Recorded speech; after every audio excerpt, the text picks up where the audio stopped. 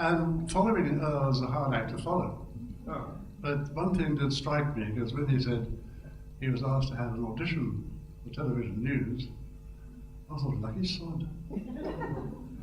I'd been with the ABC about 2 years, I reckon, and I was doing the WN, Radio National, now afternoon shift, playing classical music. And 5 o'clock, the phone rings. The show went on from about midday till 6. So 5 in the afternoon, the phone rings in the studio. There's somebody in the news department saying, "Palmer, will you come up here to the newsroom?" I said, "Who's looking after the program?" "The supervisor will take over from you." I said, "Okay." 10 minutes later, I'm upstairs in the news department, as it was in those days.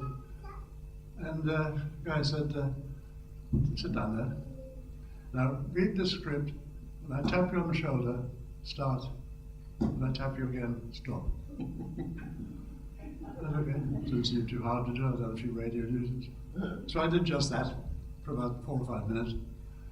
And he said, "Right, thanks." I said, "Can you tell me why I came up to do that?" "Hasn't anybody told you you're in television news tonight?" I wondered what sort of unit I joined at that time. So I go down to make up about 6. Nervous as a kid.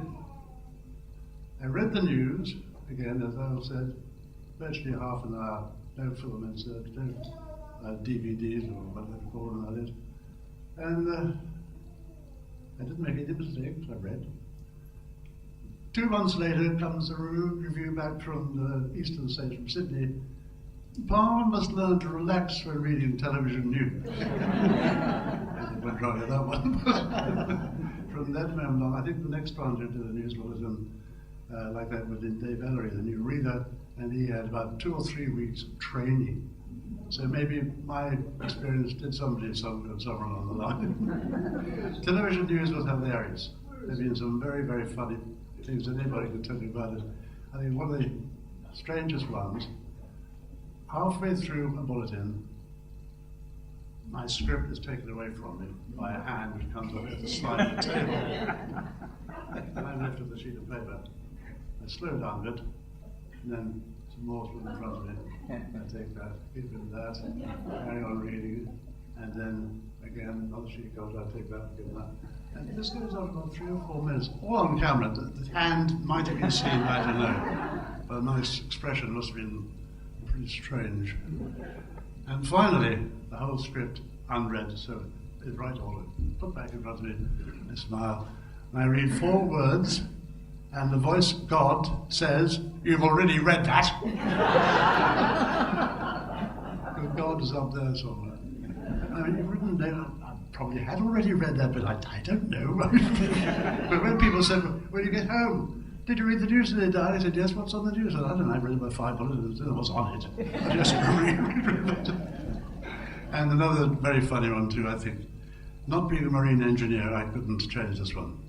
This was the final story in a 7 o'clock bulletin, and it was some huge, great tanker, the Osaka Maru or something, that had just been launched, and there were the pictures of this darn thing. Well, I was off camera, of course, and I say it was 495 meters long and 5-7 stories high, and da-da-da-da-da. The final phrase, and it's powered by 22 horsepower engines. And the whole voice went up, and the Osaka Maru is powered by 22 horsepower engines. And what the hell were they talking about? I imagined little motorboats or other thing. But you can't sort of say what at the end because you're off camera. And then the weatherman comes on, or John Cole or something like that. But anyway, I think other people have other reminiscences, and I'm sure they have. But it was good fun. As you said, it was much more fun in the old days, playing corridor cricket and all sorts of things.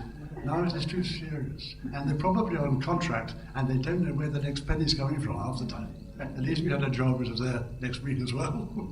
I left in good time. I'm glad I did. I enjoyed it. 25 years. I didn't do a day's work for 25 years because everything I did was fun. It was lovely. I've never been so lucky in all my life.